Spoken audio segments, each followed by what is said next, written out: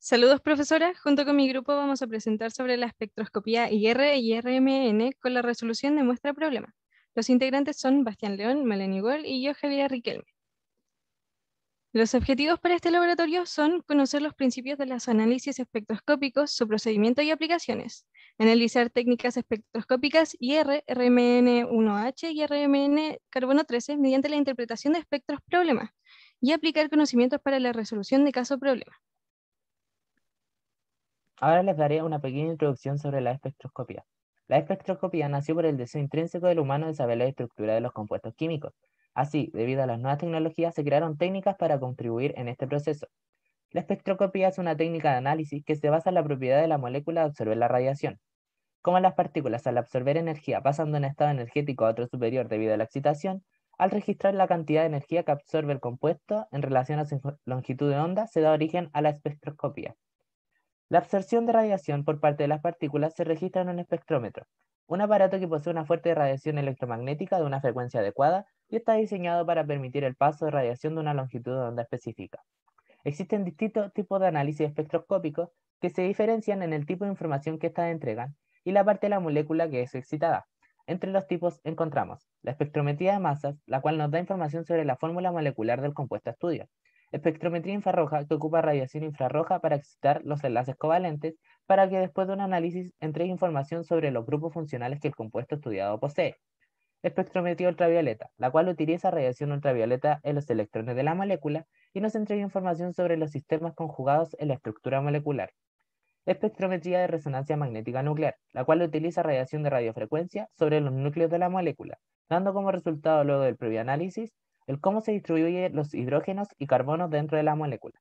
En esta presentación se explicarán tres de estos tipos de espectrometría con sus respectivos procedimientos y luego se planteará la resolución del problema espectroscópico planteado. Ahora se presentará la espectrometría infrarroja, la cual es utilizada en diversas áreas para la caracterización de productos de industria como agricultura, medicina, biotecnología, medicina y farmacéutica. Esta técnica es utilizada, como se dijo anteriormente, para determinar los grupos funcionales que posee cada molécula, mediante la aplicación de radiación infrarroja, ya que la molécula en esta zona absorberá la energía suficiente para provocar la vibración de los enlaces en una frecuencia específica, dependiendo de la rigidez del enlace y la masa de los átomos, por lo que es posible diferenciarlo mediante el análisis e interpretación en tablas como se muestran en los intervalos de frecuencia en que se espera cada pic, como se muestra en las tablas que están en la diapositiva. Para la preparación de la muestra, en este caso se debe tener en cuenta que el material debe ser transparente y necesita poca o casi ninguna preparación. El sólido se puede moler o disolver en un disolvente apropiado, generalmente tetracloruro de carbono. Este disolvente es tóxico y debe ser manipulado con mucha precaución. Se debe retirar cualquier muestra de agua en la muestra, ya que ésta tiene una fuerte absorción infrarroja. Se debe colocar la muestra sobre el disco del espectrómetro con una espátula o pipeta dependiendo de la naturaleza del compuesto y se deja para el análisis. La resonancia magnética nuclear es una espectroscopía de absorción en la que se basa en la propiedad que poseen algunos núcleos de absorber energía cuando son sometidos a la acción de radiofrecuencias. Este tipo de radiación provoca un tránsito entre niveles de energía resultante de la interacción del campo magnético con las distintas orientaciones del spin nuclear. La espectroscopía RMN permite resolver la estructura de compuestos orgánicos, como también posibilita la determinación de la estereoquímica del esqueleto carbonado y se puede utilizar para estudiar núcleos atómicos con un número impar de protones o neutrones o de ambos. Esta situación se ve en los átomos de 1H y carbono 13, como se muestra en este laboratorio. La preparación de una muestra para resonancia magnética nuclear de líquidos normalmente opera de la siguiente manera. Una muestra se dispone en un tubo para RMN. El solvente es usualmente deuterado, es decir, tiene deuterio en lugar de protio.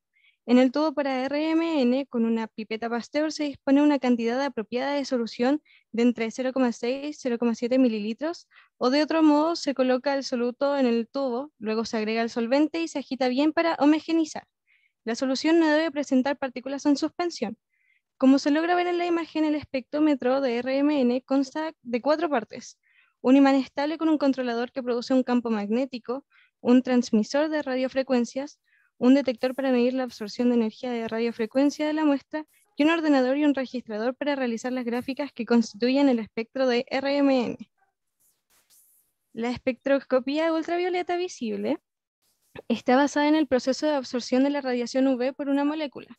Los electrones que se excitan al absorber radiación de esta frecuencia son los electrones de enlace de las moléculas, por lo que los picos de absorción se pueden correlacionar con los distintos tipos de enlace presentes en el compuesto. Es por esto que se utiliza para la identificación de los grupos funcionales presentes en una molécula. La preparación de las muestras normalmente tiene que ser de la siguiente manera. El equipo dispone de una esfera integradora, por lo que se puede analizar muestras tanto líquidas como sólidas en suspensión.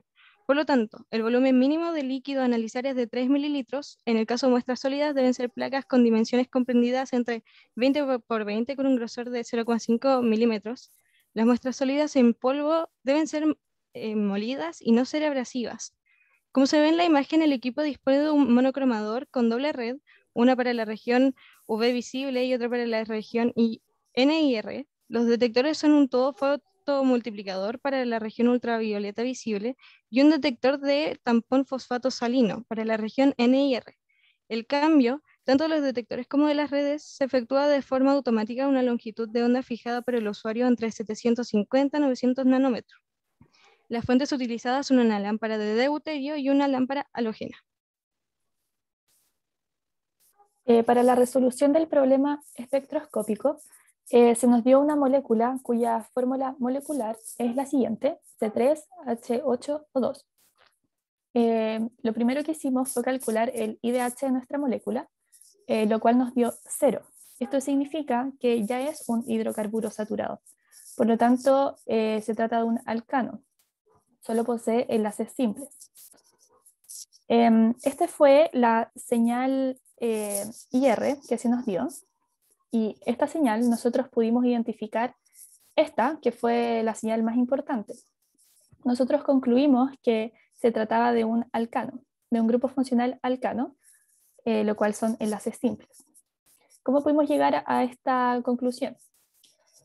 Con esta información nos dimos cuenta que los alcanos se encuentran entre los 3000 y los 2800, y si vemos nuestro espectro, nos podemos dar cuenta que se encuentra en el rango. Además, encontramos esta información, que es un ejemplo de un espectro de un alcano. Y nos dimos cuenta que se parece bastante a nuestro espectro, y también coincide que se encuentra en la región típica de IR para los alcanos. Luego nos preguntamos en dónde se encontraban los oxígenos de nuestra molécula, y dado que en nuestro espectro no pudimos identificar ningún alcohol ni ningún ácido carboxílico, ya que no se encontraban en nuestro espectro, concluimos que nuestros oxígenos se encontraban en la región de la huella digital, en esta región de acá. Llegamos a esta información por esto, que es un ejemplo de un enlace éter que se asimila bastante a nuestro espectro, y dada esta información y que se encuentra en la región de la huella digital, pudimos concluir que se trataba de un éter. Con este siguiente paso pudimos confirmar esta información. Con el espectro RMN nos pudimos dar cuenta que nuestra molécula posee dos tipos de hidrógenos diferentes en la molécula. Por esto, un tipo de hidrógeno serían los que están unidos a los carbonos de los extremos, de los CH3, y el otro tipo de hidrógeno serían los que están unidos al carbono entre los dos éteres. Con el espectro RMN del carbono 13, también nos pudimos dar cuenta que se trataba de una molécula con dos tipos de carbono diferentes.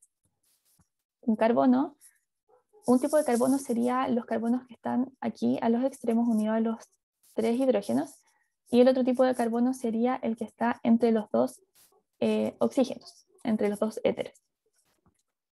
Con esto pudimos llenar esta tabla descriptiva para los dos espectros. Por lo tanto, la estructura que nosotros proponemos para esta molécula es la siguiente. Por toda la información dada anteriormente, nosotros suponemos que nuestra molécula posee solo enlaces simples por el IDH y también por el espectro de IR, y que posee estos dos éteres. Por lo tanto, esta es nuestra molécula propuesta. Las técnicas explicadas anteriormente tienen aplicaciones en diversas áreas y en nuestro caso pueden ser aplicadas en diferentes proyectos para poder conocer la naturaleza de componentes desconocidos que puedan requerir investigación, como puede ser el estudio del suelo con fines especiales. Para concluir, en esta presentación se explicaron 3 técnicas de espectroscopía con su respectivo funcionamiento y procedimiento, que luego fueron aplicadas en la resolución del problema espectroscópico entregado. Además, se conoció una de las aplicaciones de estas técnicas basada en nuestra futura función laboral como ingenieros. Muchas gracias.